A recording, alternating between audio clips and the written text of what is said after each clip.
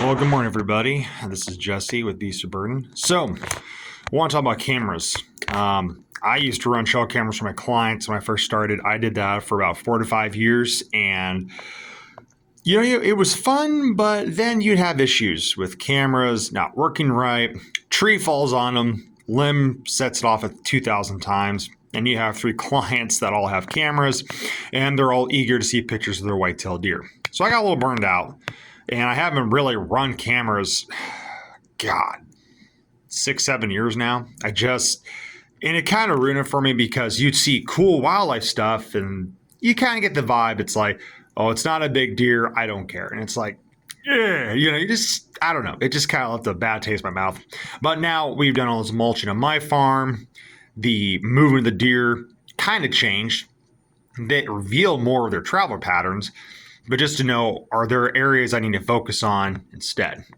So I ran some cameras, and the one thing I really struggled with cameras was the amount of batteries I had to throw away. I once got a deal on eBay. It's worked out. Some guys get scammed. Some guys strike gold like I did. I found a dude who was selling bulk lithium AA batteries. My dad did that once, and he got burned. I bought a few hundred. I forget how much I paid for them. And that supply lasted me several years because those batteries lasted for 4 to 6 months, depending on the location, how active it was. So once in a while you can find those, but that supplier I don't believe is on eBay anymore because I remember trying to go buy some more, it didn't work out.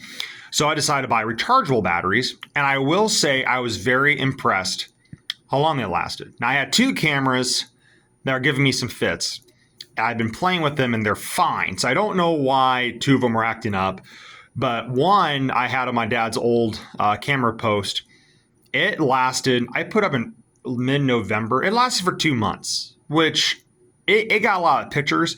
And I found there's one multiflower rose vine that was sitting off the camera, which I need to take care of that. It probably lasted even longer, but it got me 1,300 pictures in a couple months.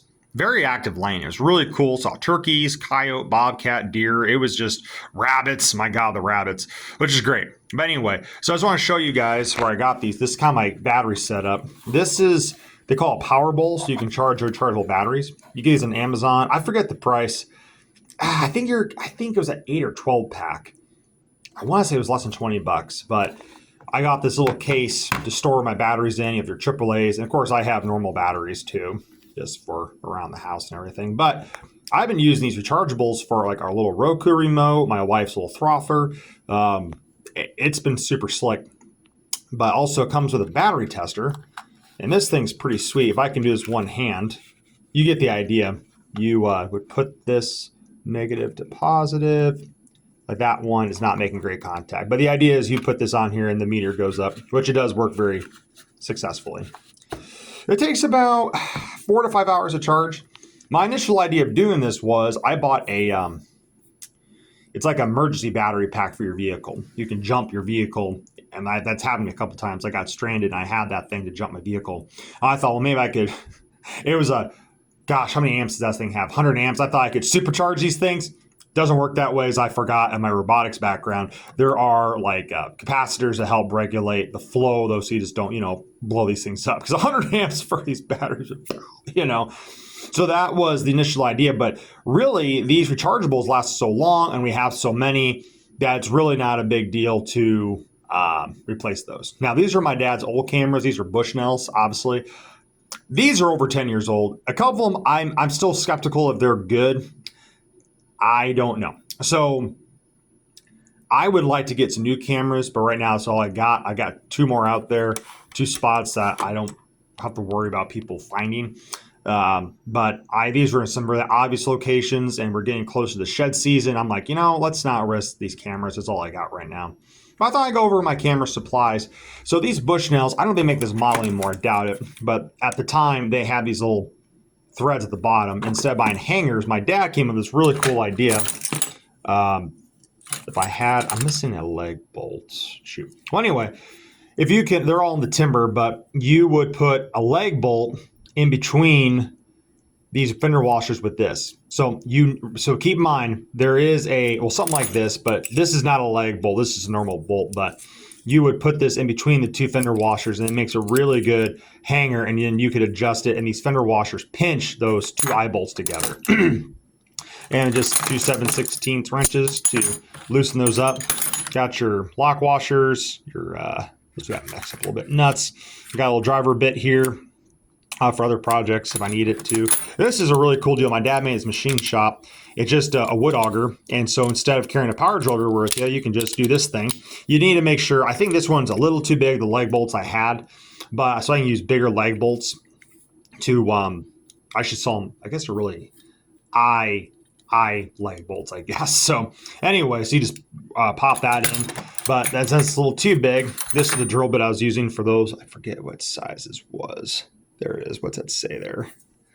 Try to see this through the phone and also look at the same time. 15/64, that is. So anyway, that was but I just grab my drill and just go. But if I'm really hiking in there and I'm like going to the tree stand, I'll make a lot of noise. This thing's been great.